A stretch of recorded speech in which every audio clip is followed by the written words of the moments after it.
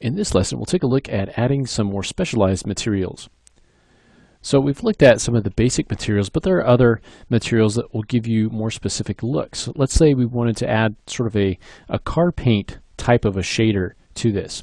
And car paint has sort of an underlying color, and then it has kind of metal flakes, and then it has a clear coat over the top that gives it that specularity and that shiny look.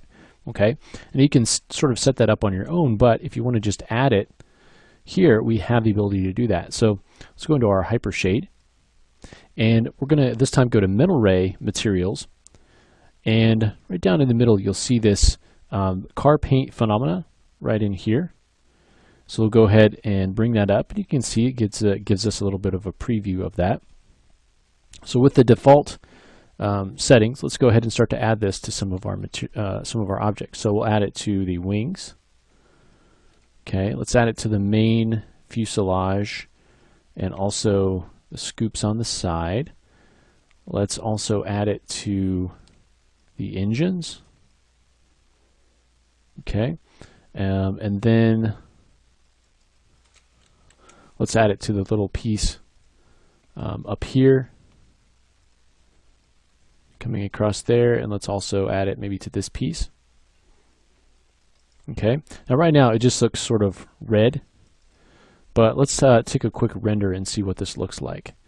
So go ahead and get an IPR render going.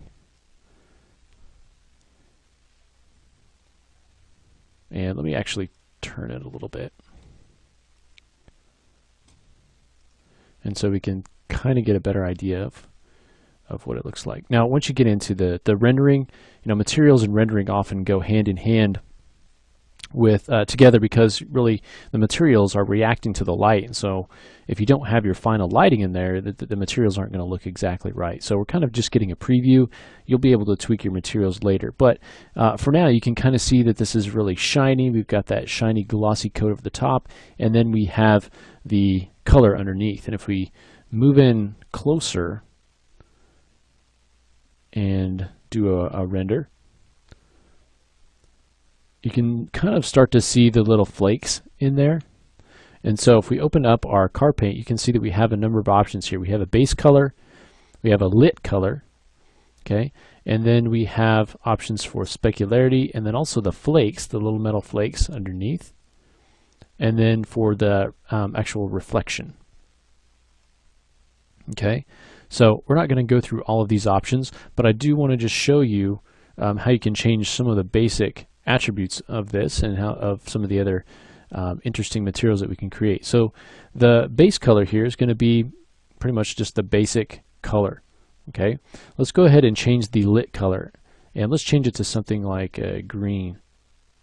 So you can see where that light is sort of hitting it on those highlights. You can see that we're seeing that now lit color. So you can create some interesting effects there. Maybe we can get into something like a purple. You can get some really cool looking stuff going on. So on the base color, I'm going to go ahead and change this base color just a little bit. So I'm going to just put in some numbers here, and I want to use the same red that I had before. So we'll just add that as the new base color. For the lit color, let's go ahead and choose something. We'll take some of this red out, take it down to maybe 170 or so. Let's go ahead and just take all the green out of it. Okay, and then let's take this blue to maybe half of what we had, so maybe 55, 56, something like that. And you can see the reflection of the platform on there. Okay, we can also come down here for our on our flakes. We can change the density and the scale. So if we change the flake scale to 0.5, we make those flakes really big. You can kind of see those here. Okay, so we can take those down.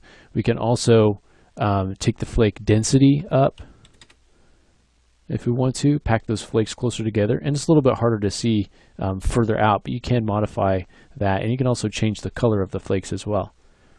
Okay, and we can modify our specularity in here. And that's actually the weight. We can take our color down a little bit, move out here on our object here, and take a look at that. So there are a number of options that you can go in and actually modify.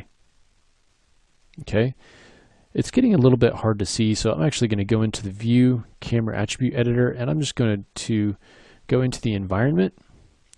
And on the background color, I'm just going to change this really quickly. It's to kind of a light blue, gray kind of a color. Okay, just so we can kind of see things a little bit better. It's going to be a little bit closer to our, it's going to be our final where we have it kind of out in the sky. All right, so that is a kind of a car paint, but we can also do kind of a chrome looking shader. So to do that, let's go ahead and move in on something like the engine here. So for that, let's go into our Hypershade, and let's go to our Mental Ray materials, and this time we want to create a DGS material, Diffuse Glossy Specular. Okay, so let's go ahead and add the diffuse, glossy, and specular to this rim, and then we can go ahead and render that and see what the difference is there. So there you can see that it's made it nice and shiny and reflective, reflecting the environment. And you can go in here and modify. We only have really 3 main settings: the diffuse. So let's go ahead and take that diffuse down, and then I'm going to turn the glossy up a little bit. Okay, and then let's go ahead and re-render this. I'll save this and let's render a new one. It's going to go in and render that up. So you can see there's a little bit of a difference there, taking that diffuse down and increasing the glossiness. So we can start to add that sort of a chrome type of an effect to some of the different pieces that we have here. So if you wanted to maybe add it to the pieces on the front, you could do that. If you wanted to add it to this piece on top temporarily, we could do that as well. So maybe you just render that up real quick and see what that looks like. So you can see the reflection and the shininess on that. Reflection and the shininess, and that's actually reflecting the lights off of the platform. So we'll have to modify, we'll go in and modify that as we go.